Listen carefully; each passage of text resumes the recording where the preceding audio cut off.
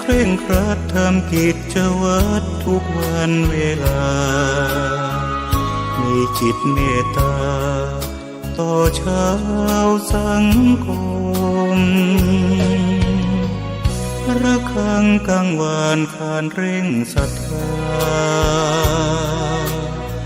คิดพัฒนาวัดให้เหมาะสมดื่มด่ำธรรมะขจัดตัณหาอย่าติดอารมณ์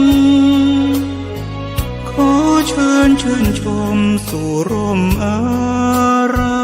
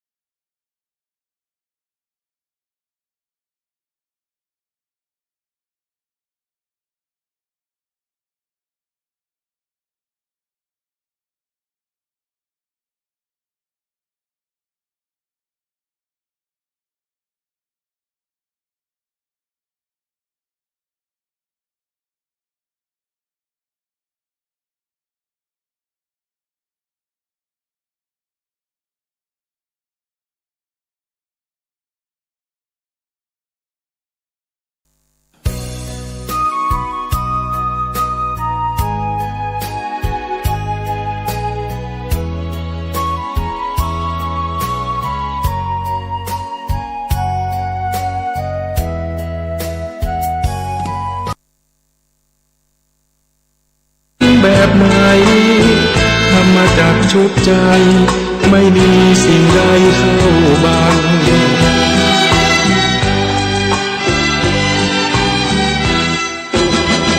ประการที่สา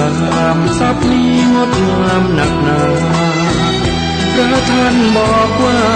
ก็คือทิฏฐิธรรมังธรรมเดิมที่แท้พ้นจากสังขารธรรมจิตว่างเลิศล้ำหรือสุญญตานิพพาน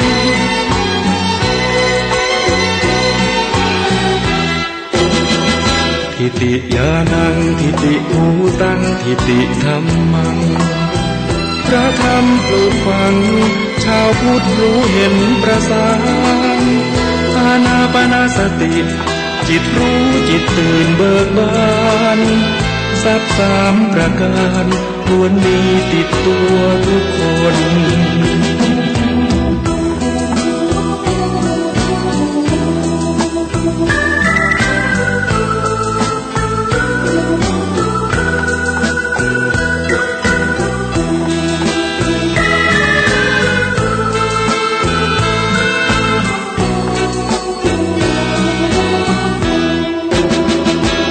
การที่สามทรัพย์นี้งดงามหนักหนา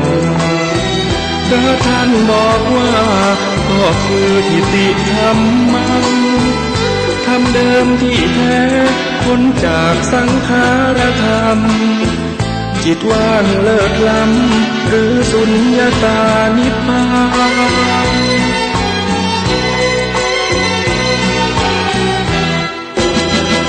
ทิฏฐิญาณังทิฏฐิภูตังทิฏฐิธัมมัง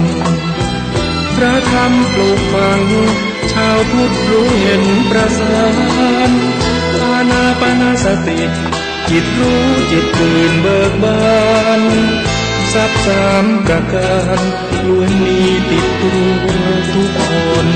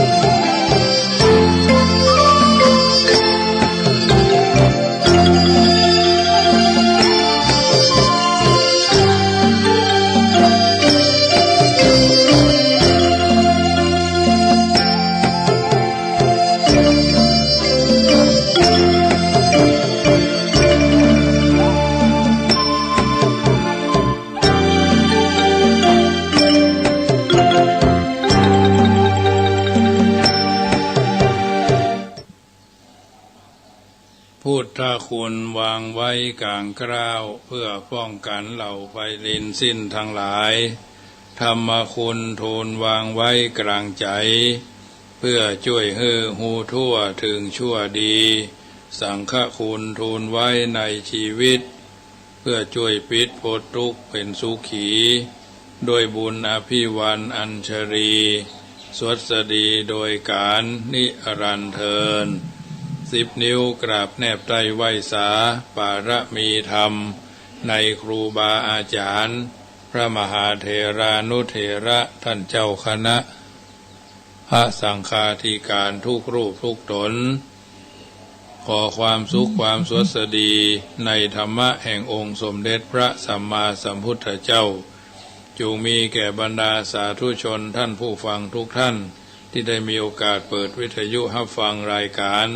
เสียงธรรมก่อนรับตาเสียงธรรมก่อนรับตาตั้งสถานีวิทยุ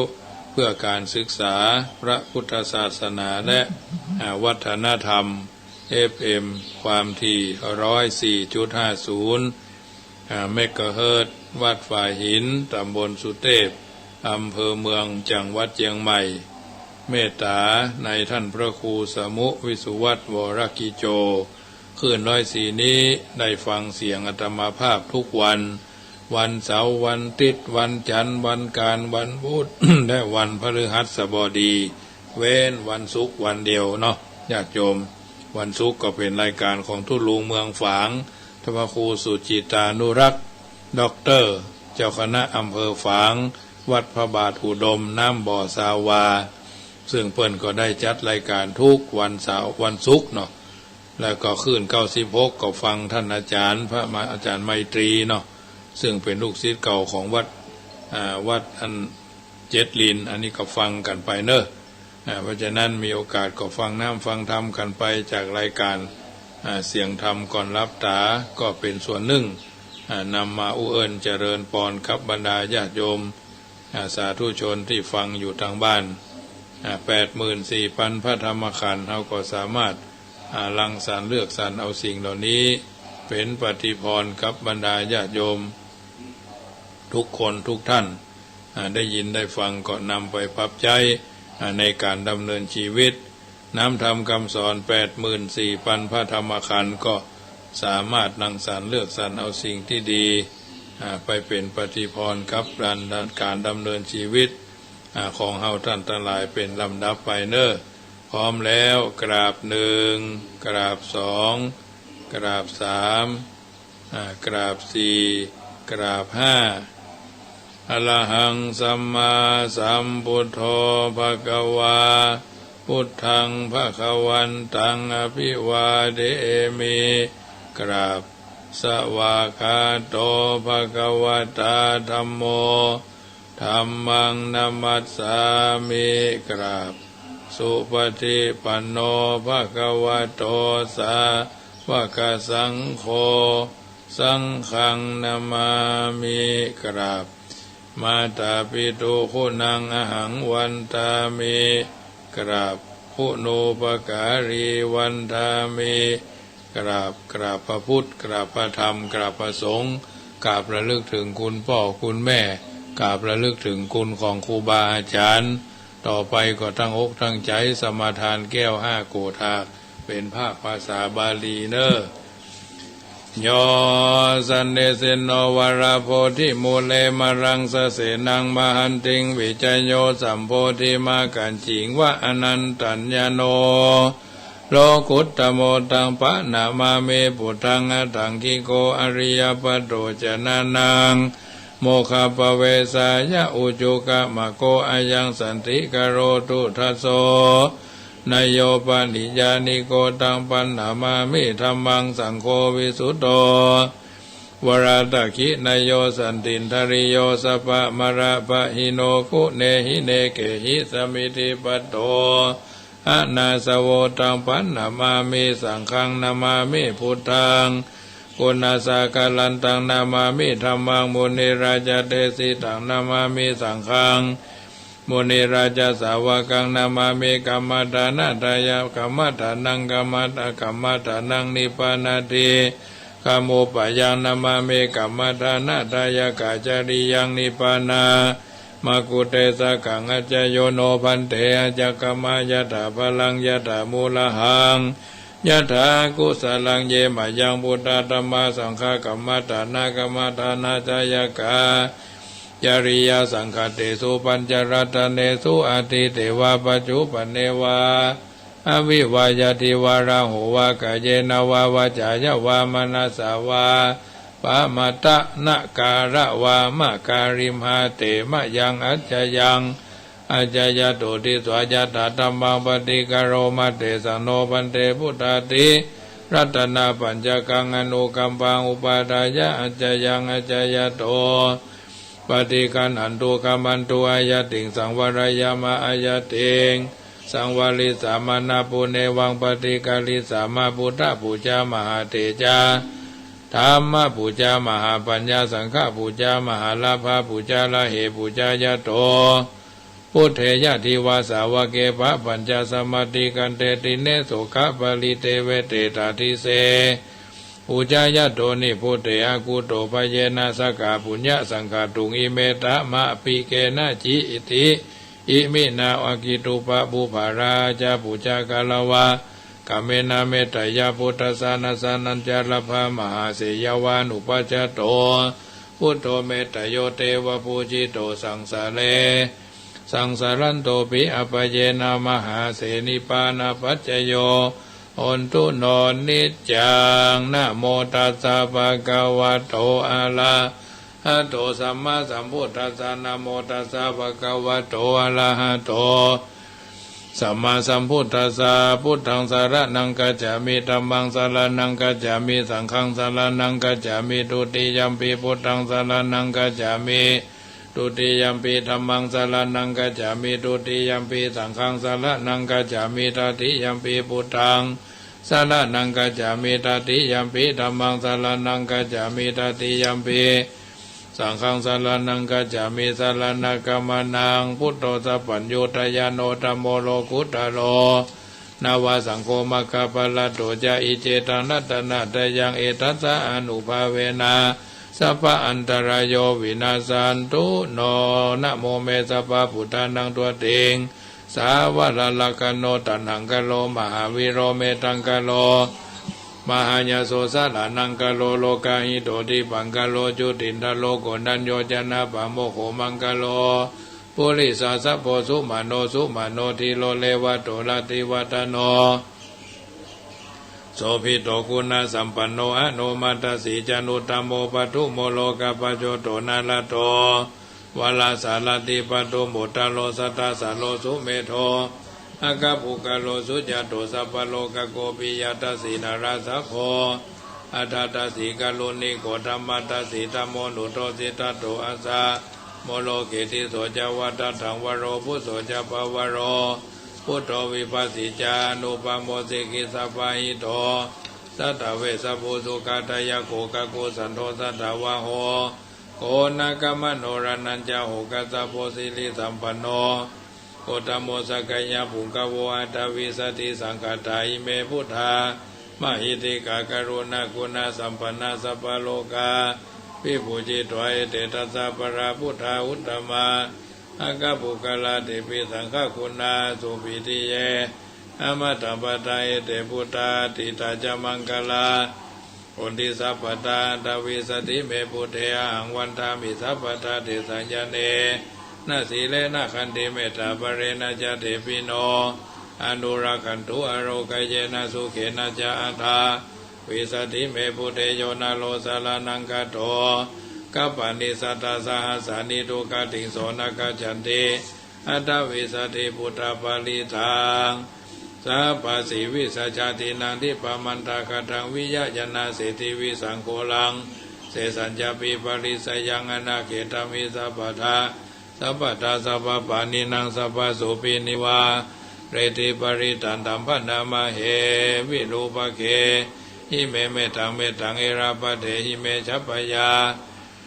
พุทเทหิเมเมตังเมตังกันนาโคตามะเกหิจาปะตะเกหิเมเมตังเมตังทิปะตะเกหิเมจตุปะเทหิเมเมตังเมตังปะหุปะเทหิเมมามังอปะตะโกหิสิมามังหิสิทิปะตะโกมามังจตุปะโตอิงสิมามังหิสิปะหุปะโตสัพเพสัตตาสัพเพปะนะสัพเพพุทธะจะเกวลาสัพเพพัทธารานิปัสสันตุมากินจิปะปะมาคะมาอภามโนพุทโธอภามโนธัมโมอภามโนสังโฆปะมานะวันตานิสิริงสัพพานิอาหิเวจิกาสัตตปฏิอุณนาภิสระภูมุสิกากตเมลคากัตเมปริตาปฏิกัมมันตุพุทธานิโสหังนะโมภะคะวะโตนะโมสัตตานังสัมมาสัมพุทธานังขันธปริตังเอวเมสุตังเอกังสัมมายังภะคะวะสาวัตถิยังวิหารติเจตวันเนอนาถาปิณฑิกัสสะอาระเม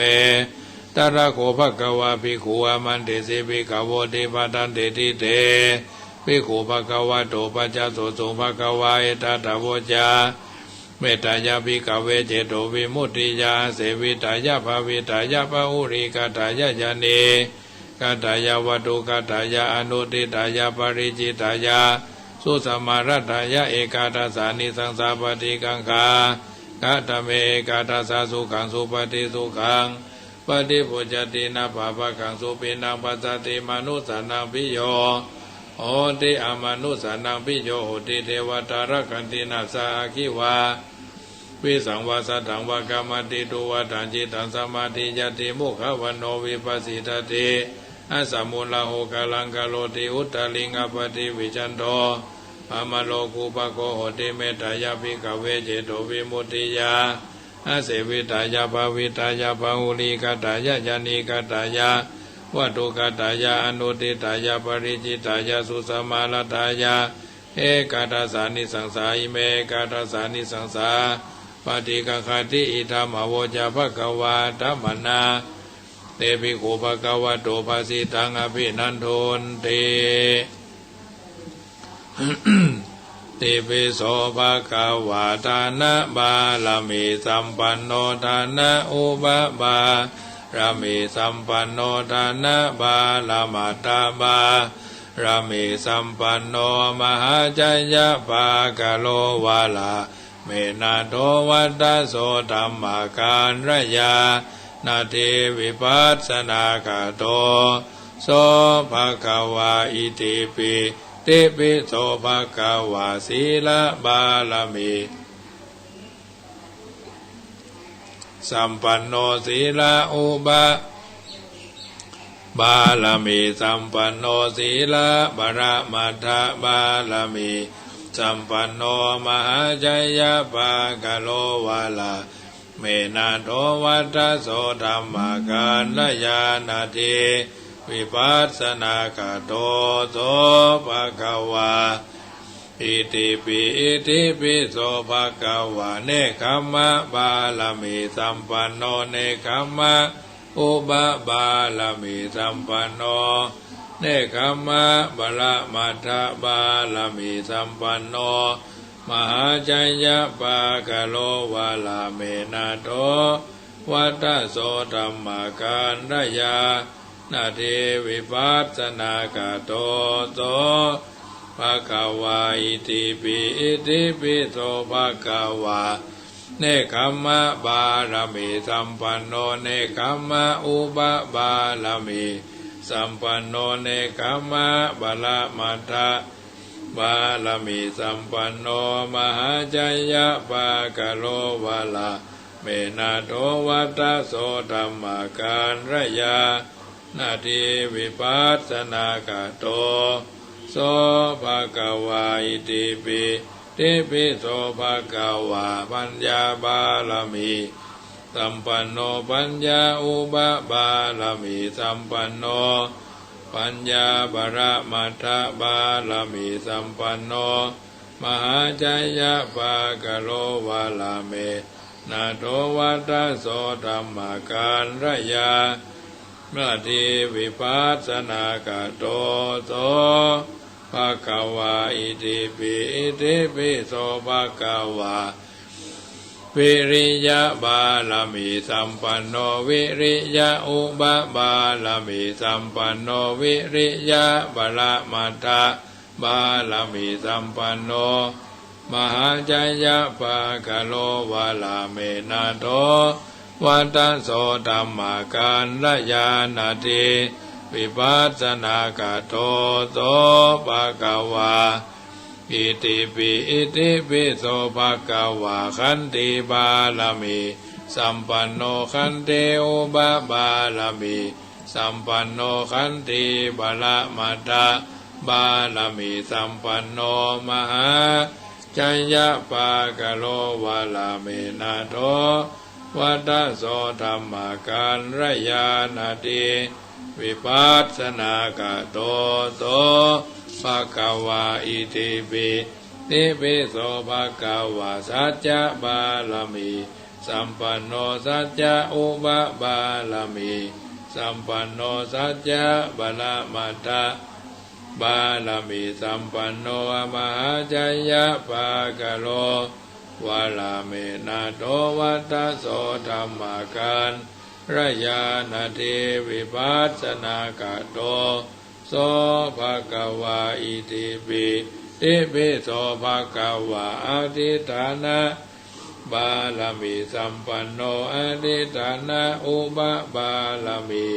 สัมปันโนอธิฐานะปรมัตถบาลมีสัมปันโนมหาจยะปากะโลวาลาเมนะโต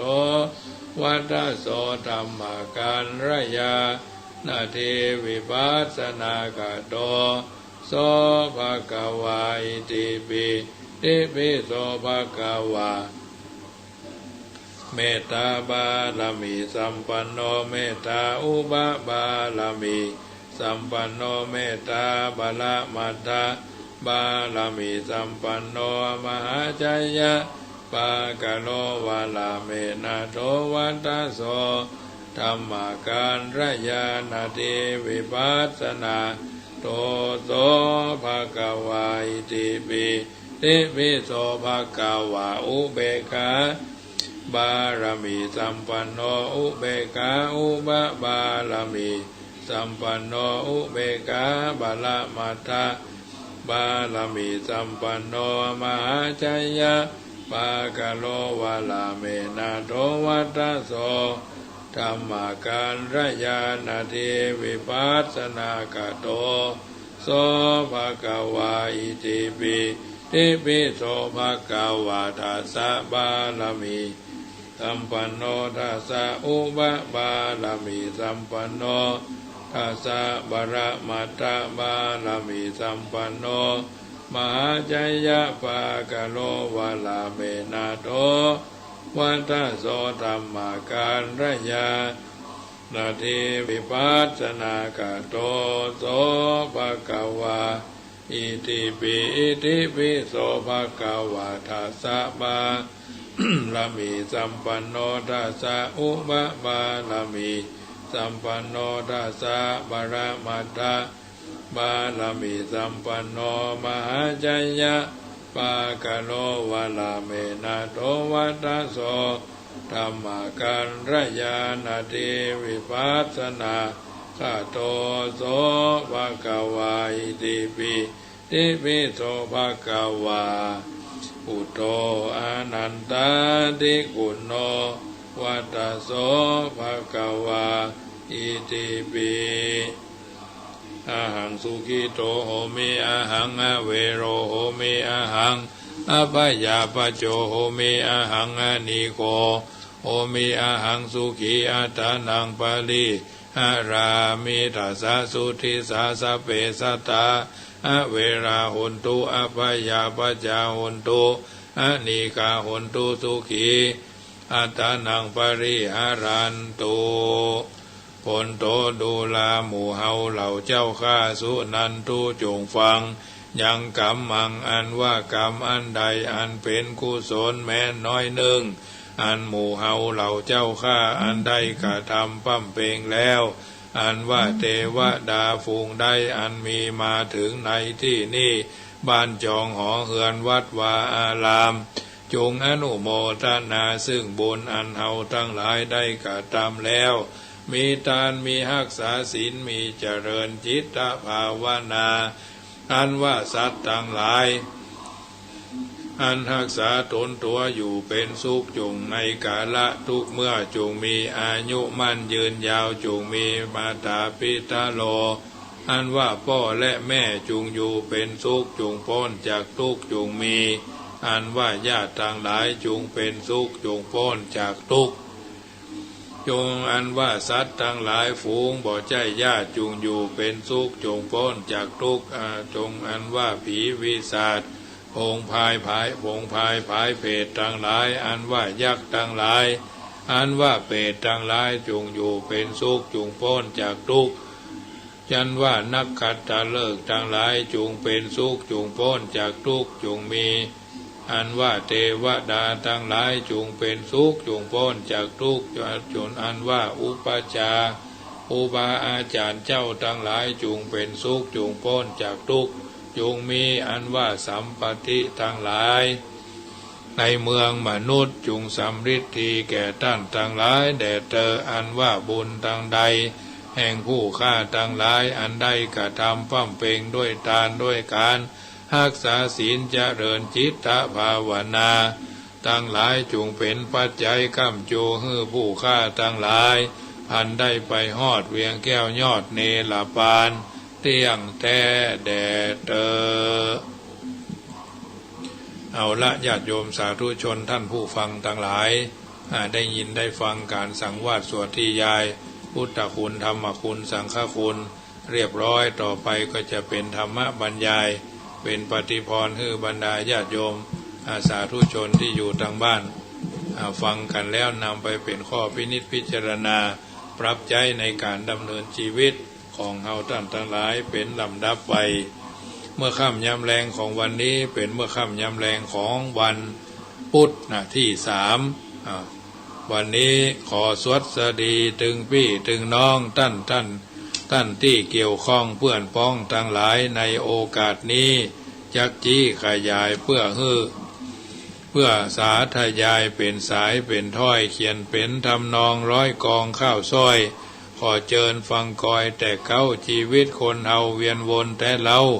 มีวัยล่วงเข้าวัยทองมีบางคนนั้นผิวพรรณหม่นหมองลูกหลานประคองขึ้นกองล่องบ้านบางคนนั้นหนาอู้จ๋าปากด้านลูกหลานลำคาญหนีละจมแซมซ้ำถึงวันลำพันสะปะไผบ่เล่าอู้โวยวายพ้องก็เจี่ยงจ้าอู้ก้าขายคาบเข้าแรงงายบ่นายจมซ้ำแก่ไปทุกทีบ่มีไผห้ามอายุอานามแก่แล้วเมื่อถึงวัยทองเฮาต้องเพิดแผ้วทำใจผ่องแผ้วงามดีเข้าหาธรรมะเลิกละคัดสีสิ่งที่อัปรีหื้อหนีอย่าใกล้หักลูกห่วงหลานวงวานเหนือใต้อูจากำใดม่วนเพาะบอกว่าภัยมีใจสงเคราะห์สอดเสาะเร่งสร้างทางบุญผ่านโลกมานักช่วยจักอุดหนุนมีใจการุณกำจูนไปหน้าใจประสบการณ์ยาวนานแก่กล้าถูกเวลาแน่ไซพักผ่อนร่างกายผ่อนคลายเอาไว้อย่าเมื่อยไข้ลอยลาทุกค่ำทุกเจ้าอย่าเศร้าโศกาช่วยกันจวนกันมาอู้จ่าปากด้านปะกันพบปะสังสรรค์ปะกันตามบ้านมีการมีงานม่วนนักออกกำลังกันให้มันคึกคักตามหลักถูกต้องนะอนามัยเพื่อให้แก่จ้ายืดอายุไขหมอเปิ้นวิจัยเอาไว้อย่างหากเฮาหมู่ถ้าหากหมู่เฮากระเปากระปรีรับรองว่าดีเลิศล้นงดเหล้ามูลีหลีกหนีคือพ้นจะเป็นเริ่มต้นเป็นการเริ่มต้นดีงามอบายมุขปาทุกขวากหนามพยายามห้ามปามลูกเต้ามุ่งทำความดีอย่ามีหม่นเศร้าอายุไขเฮานักแล้วเข้าวัดเข้าวาบอกกากาดแก้วเกิดถึงแต่แก้วดวงงามไตรรัตนะองค์พระถึง3นักบวชจีพามอย่าหยามหมิ่นเล่นปั๊บปรุงแก้ไขเดินไปตามเส้นเชื่อกรรมเชื่อเวรเข่งคัดในโลกสงสารผูกมัดสังขารผูกมัดกำจัดขีดขั้นแนวทางกำหนดชีวิตหมดสิทธิ์ขัดขวางเฮาต้องปล่อยวางค้างบ่ได้ความแก่ชรามันเข้ามาใกล้จักลบทางใดบ่พ้นเมื่อถึงวัยทองเฮาต้องคิดค้นหาทางเริ่มต้นดีๆเจ้าก่อนและนายเอ๋ยญาติโยมสาธุชนท่านผู้ฟังทั้งหลายได้ยินได้ฟังน้ำธรรมคำสอนจากการเอิ้นเจริญปอนนำเอาคำสอนในทางพระพุทธศาสนามาเป็นปฏิพรให้บรรดาญาติโยมได้ยินได้ฟังการสังวาสสวดที่ยายพุทธคุณธรรมคุณแล้วต่อไปก็จะเป็นธรรมบรรยายเอิ้นเจริญปอนให้บรรดาญาติโยมนำไปคิดให้การเกิดเป็นมงคลกับการดำเนินชีวิตตนต่อไปมีพุทธภาษิตอยู่บทหนึ่งว่าจิตตสะทะมะโถสาธุการฝึกจิตเป็นการดี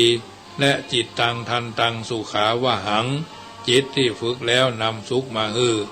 อันเป็นความจริงเพราะจิตของคนเฮานั้นกวัดแกว่งอ่อนไหวข่มได้ยากหมุนไปโวยมีอาการเปลี่ยนไปต่างๆนานาจนทำเมื่อเฮาท่านทั้งหลายเป็นผู้เป็นเจ้าของต้องเป็นทุกข์กับจิตอย่างนี้บ่มีที่เสี่ยงที่สุดต้องแสวงหาอารมณ์ตลอดถึงวัตถุสิ่งของที่หันว่าถูกต้องมาป้อนมาบำรุงให้เป็นสุขเมื่อผสมอารมณ์เมื่อบ่ได้ดังใจปรารถนาก็เป็นทุกข์มีถ้อยวลีกวีพจน์บทหนึ่งกล่าวเอาไว้อย่างน่าฟังว่าจงเจ็บจะเจ็บจำไปถึงปรโลกหรือร้อยโศกรู้สางจางหายจะเกิดกี่ฟ้ามาตรมตายอย่าหมายว่าจะให้หัวใจใช่เมื่อเฮาเขาบ่มีอันอย่างต่อเฮาก็บ่ฮู้จะทำอย่างใดจะตามง้อตามงอนก็ใช่ที่และเมื่อนั้นบัวที่เคยมีใยความอะไรที่ยังมีอยู่ก็จะขาดตอนลงนี้ก็เนื่องมาจากอารมณ์ที่ผสมหวังจึงจะทำให้เกิดเป็นความทุกข์ขึ้นอารมณ์ที่ห่อหุ้มจิตใจของคนเฮาถึงวันนี้มีอยู่มากมายก่ายกองมีทั้งอารมณ์อันเกิดจากกิเลสปัญหาตัณหา108อุปทานความยึดมั่นถือมั่นกิเลสานุสัยต่างๆและอารมณ์อันเกิดจากโลกธรรมจิตของเฮามีอยู่ถูกอารมณ์เหล่านี้เข้ามากระทบจะทำให้จิตใจนี้มีอาการลุ่มหลงหวั่นไหวคลอนแคลนเอ็นเอียงเศร้าส้อยหงอยเหงาร้อนกระวนกระวายโบราณท่านจึงกล่าวเอาไว้เป็นคติว่าแม้เสาหิน8 ศอกตอกเป็นลักคนไปพักทุกวันยังหวั่นไหวราคะโทสะโมหะปะทะใจต้องหวั่นไหวแน่นอนบังอ่อนเอ๋ยความถูกต้องโดยท่อแท้เสาหินทั้งนักทั้งแน่นแกร่งยาวถึง8 ศอกเอาตอกเป็นลักไว้คนเดินไปเดินมาพักกันทุกวันไปก็พักมาก็พักเสาหินก็ยังหู้หวั่นไหวคลอนแคลนส่วนจิตใจของคนเฮาเป็นธาตุกายสิทธิ์ที่แสนจะละเอียดเป็นธรรมชาติที่อ่อนไหวได้ง่ายอยู่แล้วเมื่อถูกอารมณ์ต่างๆมากระทบบ่อยๆทำไมจะบ่มีการหวั่นไหวโดยเฉพาะแม้ถูกโลกกระทำซึ่งเป็นธรรมประจำโลกเข้ามากระทบมักจะทำให้เกิดความท้อแท้ใจบ่มีแก่จิตใจที่ทำดีต่อไปจิตใจของคนเฮาที่อาศัยอยู่ในถ้ำก็คืออัตภาพร่างกายนี้อันมีรูถ้ำถึง9 รูและแต่ละรูเป็นทางไหลเข้าไปแห่งรูปแห่งเสียงแห่งกลิ่นแห่งรสแห่งสัมผัสเมื่ออารมณ์เหล่านั้นมันไหลเข้าไปแล้วกระทบจิตกระทบใจ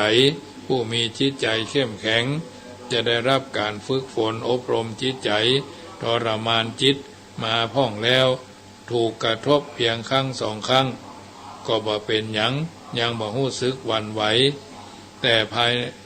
ถ้าหากถูกกระทบบ่อยเข้าอาจจะทำให้กระเทือน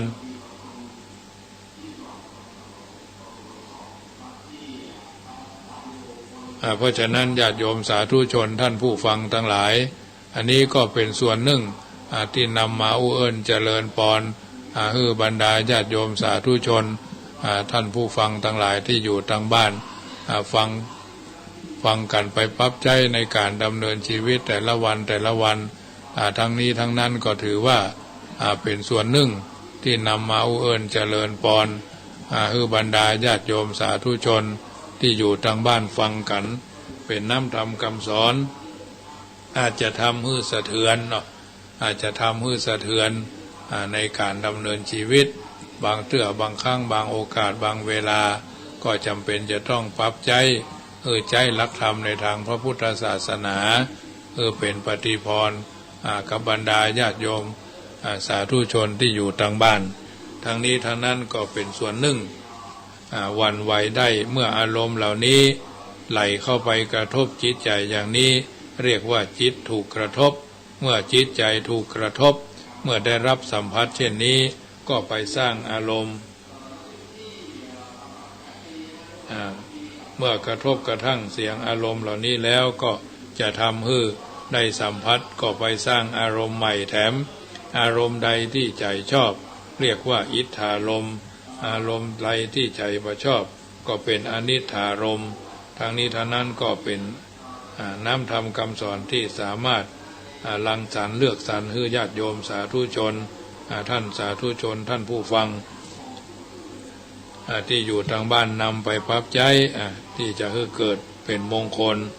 ในการดำเนินชีวิตของเฮาท่านทั้งหลายบ่หวั่นไหว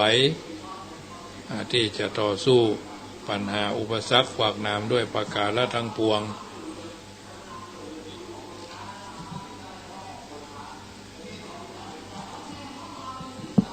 สักเก้าเกิงก้อยน้ำหวานน้ำอ้อยน้ำย้อยปลายใบเก็บใบตองมาเลียเปิ่นทำเหี้ยหล่นหายกินแค่กะหายในใจมนเศร้าน้ำตาย้อยหยดมันเหลืออดแต่เรา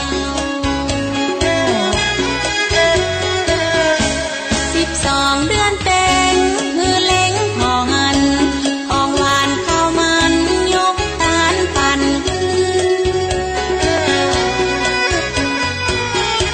ลูกเต้าเหล่าหลานปากันไปซื้ออย่าได้ดักดานดื้อพ่อแม่เขารอขันเข้าขันน้ำทำตาลเตอะหนอพ่อแม่เปิ้นรอขอเฮียสักน้อยบ่ดีลืมบุญคุณเพื่อทำบุญเรียบของเฮาท่านทั้งหลายบ่หวั่นไหวที่จะต่อสู้ปัญหาอุปสรรคขวากหนามด้วยประการทั้งปวง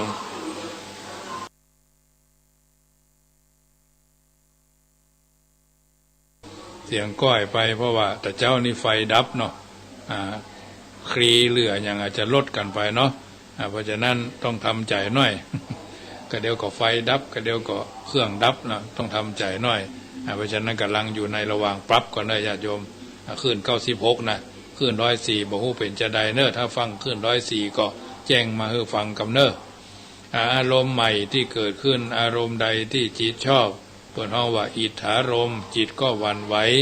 แสดงออกมาให้เป็นความดีใจปราบปลื้มปิติกระตือรือร้นอยากสวยอยากเสวยอารมณ์เช่นนั้นบ่อยๆหรืออารมณ์ใดที่จิตบ่ชอบจิตก็หวั่นไหวออกมาเพื่อ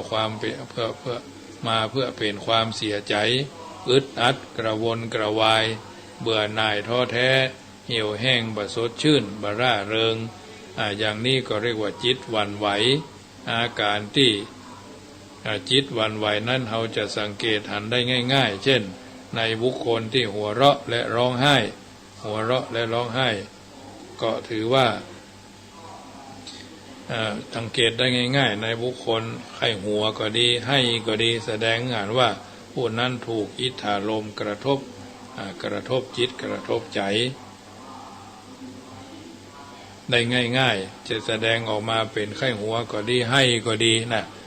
เพราะฉะนั้นคนผู้นั้นถูกอิทธารมณ์เข้ามากระทบจึงแสดงออกมาเป็นให้ก็ดีคนเฮาทุกคนว่าจะเป็นปุถุชนคนธรรมดาหรืออริยชนต้องถูกโลกธรรมเข้ามาครอบงำเข้ามากระทบด้วยกันทั้งนั้นจะมีข้อแตกต่างก็ตอนที่จิตใจของไผจักหวั่นไหวบ่ไม่ถ้าถูกกระทบจิตใจหวั่นไหวบ่อยๆก็จะเกิดเป็นอารมณ์ที่บ่ถูกใจอิทธารมณ์คืออารมณ์ที่ถูกใจอนิทธารมณ์คืออารมณ์ที่ไม่ถูกใจเนาะเป็นอารมณ์ที่เอาท่านทั้งหลายจำเป็นจะต้องทำใจคือมันถูกต้องท่องแท้ตามที่เราทำได้ถ้ากระทบกระเทือนจิตใจหวั่นไหวก็เป็นเครื่องวัดว่าเรายังเป็นปุถุชนถ้าถูกกระทบกระเทือนจิตใจหวั่นไหวก็เป็นเครื่องวัดเอาว่าเป็นอริยบุคคลคนเหนือโลกหรือบุคคลผู้ประเสริฐโดยแท้ ตามปกติคนเฮาก็ที่ยังเป็นปุถุชนอย่างเฮาท่านนี้ย่อมจะมีความบ่ค่อยเสมอภาคแห่งจิตใจเนาะบ่ได้อยู่เหนือโลกบางคนก็มีนักบางคนก็มีน้อยสุดแต่ไผจะฮู้เท่าทันหาวิธีแก้นะจิตใจคนเฮาแต่ละคนบ่เหมือนกันแต่มันมีหลักยึดหลักประพฤติจึงมีหลักปฏิบัติอยู่สองอย่างเพื่อป้องกันจิตใจของเฮาบ่หวั่นไหวอย่างสภาวะถึงวันนี้เป็นจะได้เฮาก็เข้าใจในสิ่งต่างๆเหล่านี้เพื่อพิจารณาโลกธรรมด้วยปัญญาอยู่เสมอว่าเรื่องนี้เป็นเรื่องธรรมดาของโลกเป็นของมีอยู่ประจำโลกแต่ว่าจะเกิดมาในโลกนี้ก็ตามหรือแบบเกิดมาก็ตามซึ่งเป็นประจำแล้วเขาก็จะเกิดเขาบ่ได้มาเกิดก็ตามหรือว่าเขาจะตายไปแล้วก็ตามโลกธรรมนี้มันก็อยู่เป็นประจำและก็จักมีต่อไปไม่ใช่เป็นเรื่องของแปลกหรือวิเศษอันใดพิจารณาอยู่อย่างนี้เสมอสายรายงานว่า104ปกติเนาะ104ฟังปกติขึ้น96เป็นว่าเสียงของเขานี่มันก้อยก็เลยเจ้าหน้าที่เพิ่นมาดูแลทางนี้ทางนั้น104เพิ่นขอส่งอันสัญญาณมาว่าปกติแล้วเสียง104ปกติเจ้าอนุโมทนาเนอะเพิ่นว่าสำหรับ96บ่ได้นะญาติโยมมันออกสัญญาณพร้อมกันบ่ฮู้ว่าตัง96เพิ่นปรับอย่างใดเนาะวันนี้ก็เลยได้ฟังข่าวไม่ได้ฟังอาตมาสักคำ196นะแต่104นี่ปกติก่อนอนุโมทนาแต่คืนตัง104เพิ่นแจ้งมาว่าตังบางจุดบางที่เสียงมันซ่าก็ต้องทำใจเนาะฟ้าผ่าบริเวณใกล้เคียงไม่ใช่ผ่าสถานี104นะผ่าใกล้ๆมันก็เลยทำให้กระเทือนเนาะกระเทือนน้อยหนึ่งก็จำเป็นต้องทำใจมันของมหันตัวนะญาติโยมทั้งหลายต้องทำใจน้อยอย่างไม้ที่อาตมาอู้นี่ก็เหมือนกันนะถ้าอู้ใกล้ก็เสียงดังนะถ้าอู้ไก่ก็เสียงก้อยมันไม่ใช่ไม้ตัวราคาถ้าเราก็ให้พอดีนะแต่ก็ใจได้แต่ถ้าอู้ใกล้ลำไปทางบางฐานีพวกก็ว่าเหมือนก็เอาไปจู้ดังวิว่อเนี่ยอันนี้ก็อิทธารมเนาะอารมณ์ที่ชอบอนิถารมคืออารมณ์ที่ไม่ชอบฉะนั้นวันนี้ค่ำคืนวันนี้ก็รายการเสียงธรรมก่อนรับตาก็มาถึงช่วงแห่งการที่จะประกาศข่าวอนุโมทนาเนาะโดยว่าวันนี้วันที่3คณะสงฆ์วัดพระพุทธบาทตากผ้าก็มีการอาราธนาศพของท่านพระอาจารย์สิงห์ทนดร.สิงห์ทนนาราสโพอดีตเจ้าวาดวัดดอยหลวงเชียงดาวลงนอนไม้เนาะลงนอนไม้วันนี้วันที่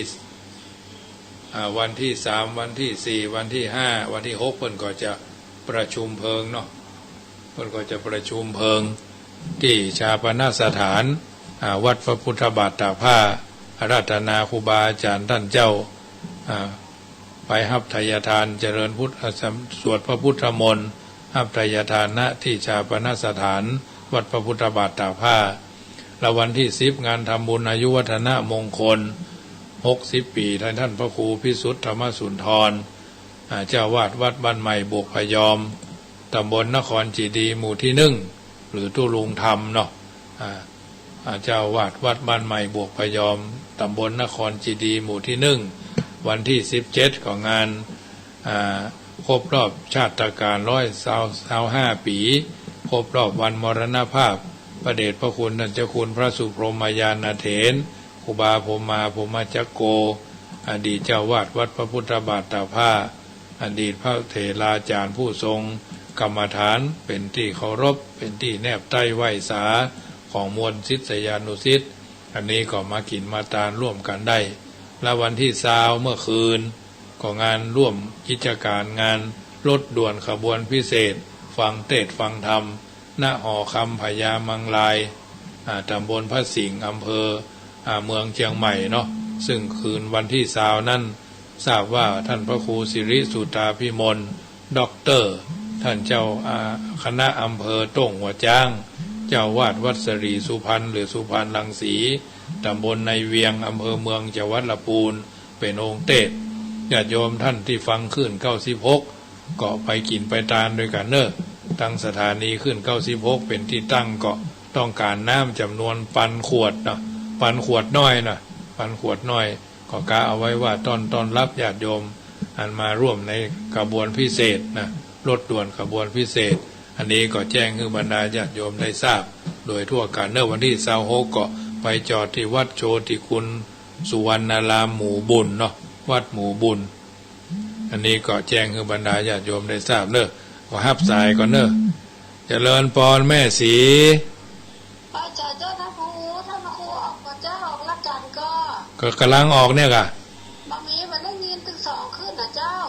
ออกกับ104ก็ออกเข้าที่โพก็ออกเนี่ยบางมีเจ้าเนี่ยกำลังออกนี่นะฟังบนฟังกันเนาะนี่ก็เข้าเจ้า104เหรอ104นะเจ้าก็ออกก็มีเข้าเจ้า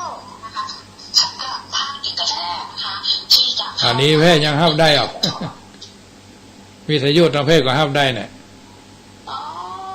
เจ้าบัดนี้เจ้ามีถึง2ขึ้นเลยเจ้าเป็นเจ้าวันศุกร์นะเจ้านะเจ้าถ้าหมดโต๊ะเจ้าอ้าวยายพรว่าจะได้สารปีฮับบ่ได้หวานสันกำแพงขึ้นฮับได้เนี่ยก็เดียวกันเนอะยังบอกเปิดสายแล้วฟังโทรมาเถอะรายงานบ่ได้เนาะรายงานก็ได้อยู่พี่น้องต่างกันสันกำแพงชัดเจนสารปีฮับบ่ได้จะว่าจะได้เนี่ยอาตมาก็งงเนาะยายพรสันกำแพงว่าชัดเจนดี104นะแต่บอก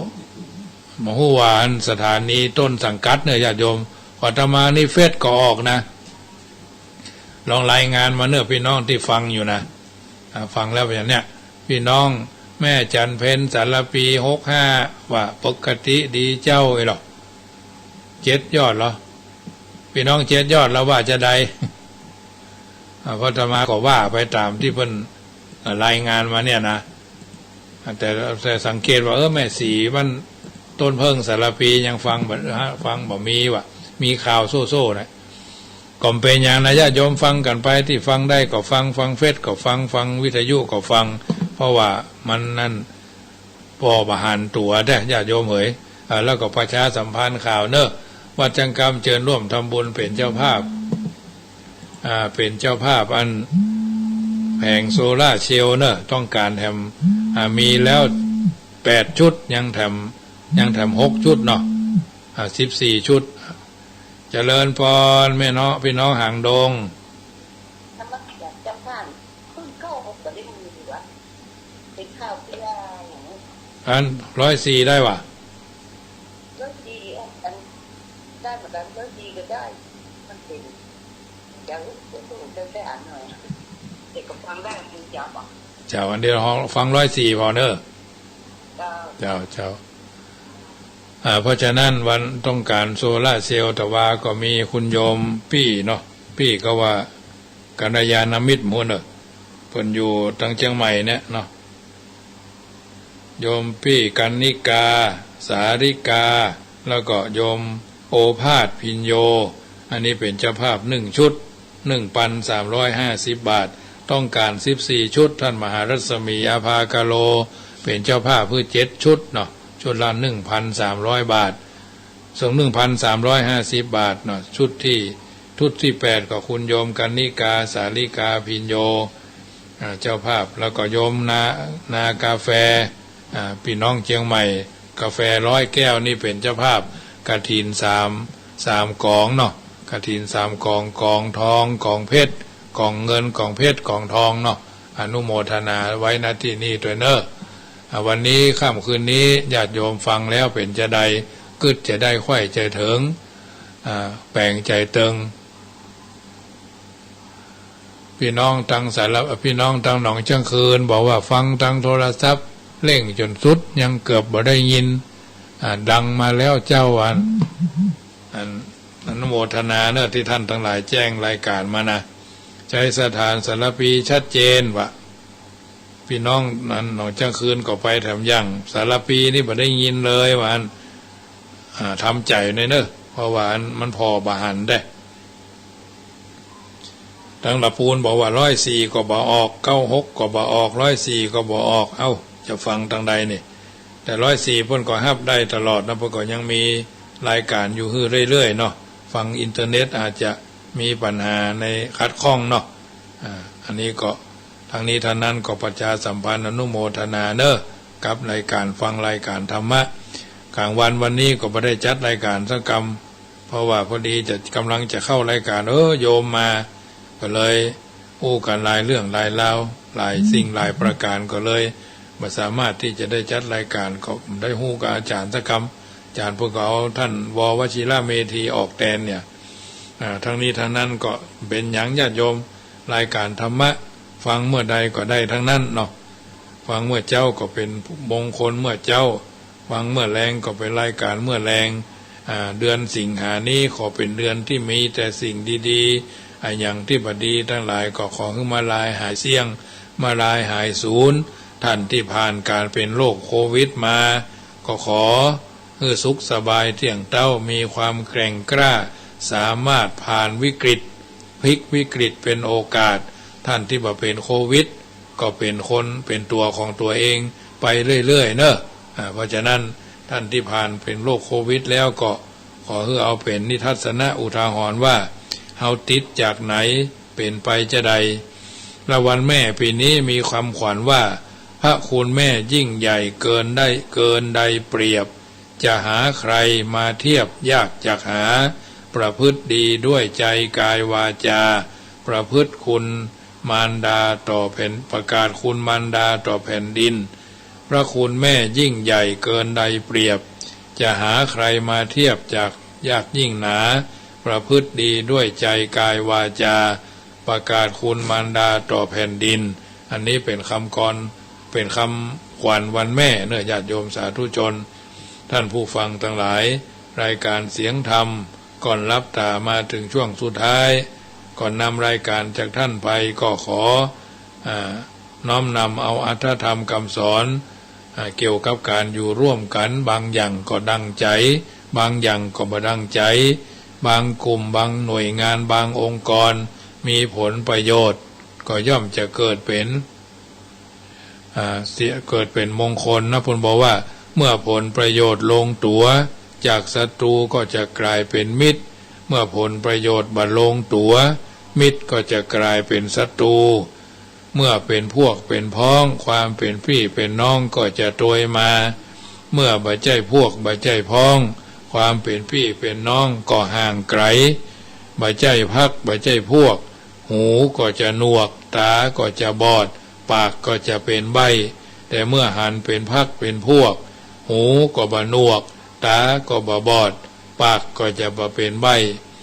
แบกอัตตาและอคติท่านผู้ใดไผผู้หนึ่ง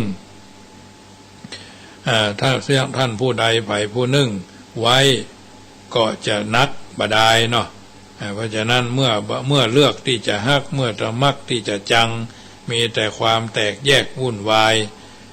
จึงควรใจสติอยู่กับการสร้างสรรค์เรียนรู้แบ่งปันสิ่งที่ดีลมหายใจที่เหลืออยู่สะสมคุณงามความดีไว้เพราะเฮาบ่ฮู้ว่าวันพุกเฮาอาจจะบ่มีลมหายใจวันพุกเฮาอาจจะบ่ได้หันฟ้าบ่ได้หันแผ่นดินกันต่อไปก็เป็นไปได้ฉะนั้นรายการเสียงธรรมก่อนรับตาในวันพุธนี้น้อมเอิ้นเจริญปอนเอาสิ่งที่ดีที่เป็นมงคลมาอู้เอิ้นเจริญปอนเพื่อเฮาท่านทั้งหลายเดินทางชีวิตโดยใจหลักธรรมในทางพระพุทธศาสนาว่าคนเฒ่าคนแก่ต้องเข้าใจในชีวิตเพราะเวลาเหลือน้อยนิดอย่าคิดฝันจุงเลิกละตัณหาสารพันเติมความดีที่คงมั่นบ่หวั่นใจอย่าลุ่มหลงมัวเมาเร่งเร้ารุกจักมีทุกข์ตามมาเข้าอาศัยต้องดิ้นรนค้นหามาเร็วไวสนองใจสู่ที่มืดบ่จืดจางควรมองหาที่ใดไปข้างหน้าความชราแก่แล้วโศกโรคขัดขวาง30 40 50 60 70 80 90 ปีภพภูมิคือหนทางอยู่ระหว่างทางไปฮือระวังไปนรกตกอเวจีเพราะโทสะไปเปะปะเป็นเปรตเพราะเขตสิ้นหวังเพราะโลภะตัณหาพาจิตตังพาดพังเกิดเป็นสัตว์หลงพัดมาเป็นมนุษย์สุดยอดตลอดชาติต้องลองอาจรักษาศีลสิกขามีบุญมากอยากเป็นเช่นเทวดาจันพรหมมารออยู่ผู้ได้ฌาน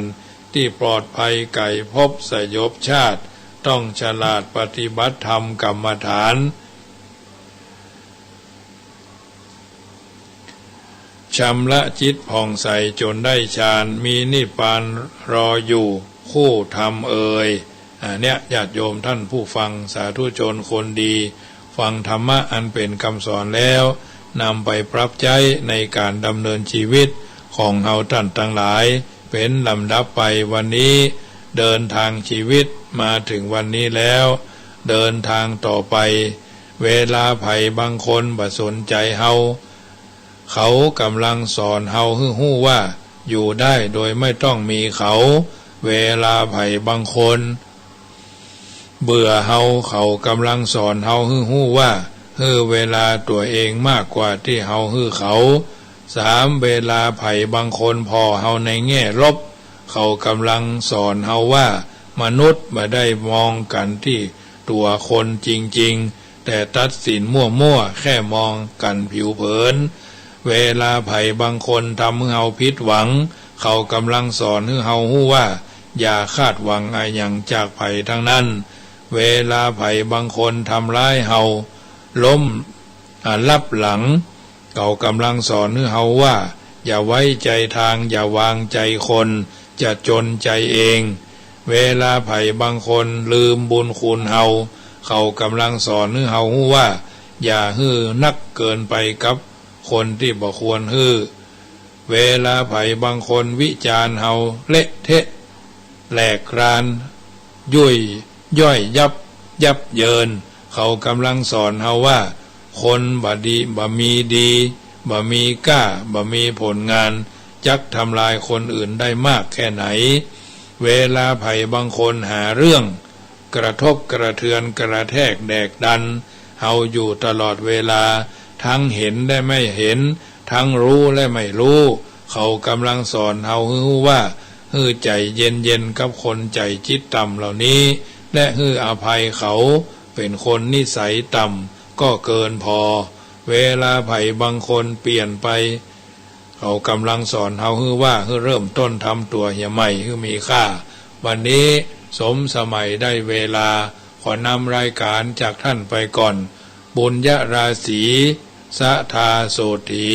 พระวันตุโวอายุวันโนสุขังปะลังขอเจริญปอน เพ่ง